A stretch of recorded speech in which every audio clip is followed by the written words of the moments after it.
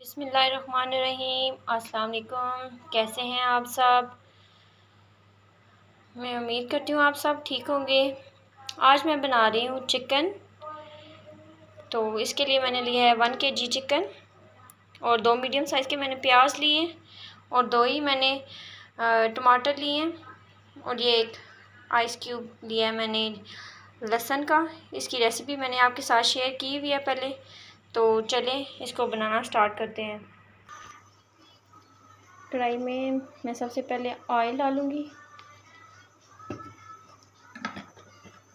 اور اب اس میں ایڈ کروں گی پیاز۔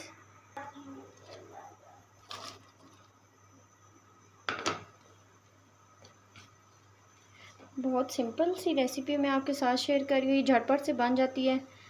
اب تقریباً 15 منٹ میں بن کر تیار ہو جائے گی۔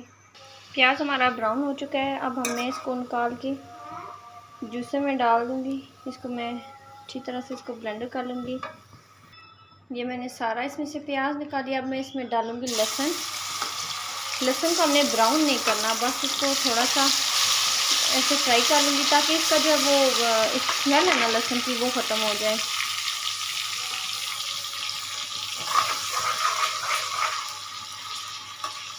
بس 1 سے 1.5 منٹ کے لیے نا میں نے اس کو ویسے فرائی کروں گی۔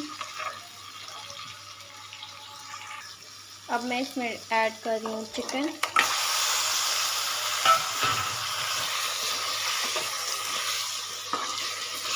اب جب تک اس میں چکن فرائی ہو رہا ہے تو چلیں ہم پیاز کو اس کو بلینڈر کر لیں۔ یہ جو میں نے ٹماٹر کاٹ کے رکھی ہوئی تھی اب میں وہ بھی اسی میں ایڈ کر رہی ہوں۔ اب میں اس کو اچھی طرح سے پیس لوں گی اور اس میں تھوڑا سا پانی ایڈ کروں گی۔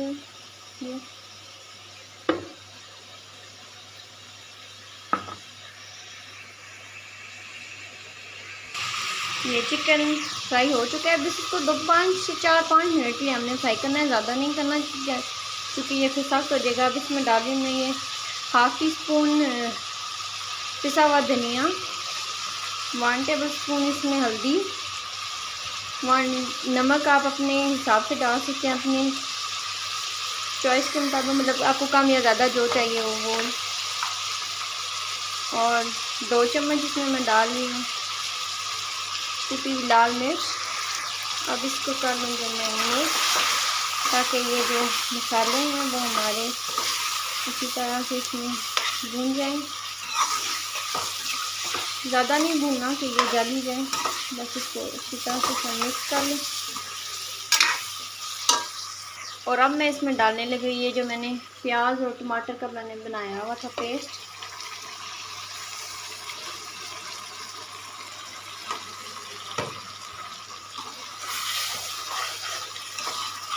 اس کو مکس کر لوں گی میں۔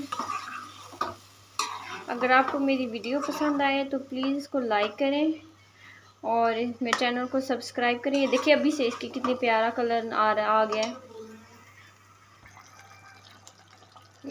اب میں اس کو 5 سے 7 منٹ کے لیے میں اس کو دم پہ رکھ دوں گی، ڈھکن پہ رکھ دوں گی، جب تک یہ اس کا گوشت بھی گل جائے گا۔ 7 منٹ گزر چکے ہیں، یہ دیکھیں پانی بھی سارا اس کا ڈرائی ہو چکا ہے۔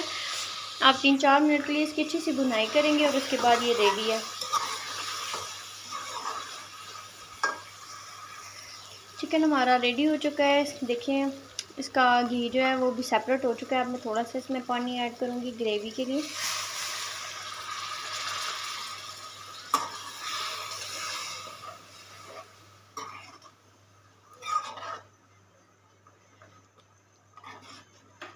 بس جب تک 2 منٹ میں بعد اس کو بوائل آئے گا تو پھر میں اس کی فلیم بند کر دوں گی۔ یہ ہمارا چکن بن کے ہو گیا تیار، میں اس کی فلیم بند کر دوں گی اور اینڈ پہ میں ڈالوں گی تھوڑا سا گرم مسالہ پاؤڈر۔ اگر آپ کو میری ویڈیو پسند آئے تو اس کو لائک کریں اور میرے چینل کو سبسکرائب کریں۔ Thank you.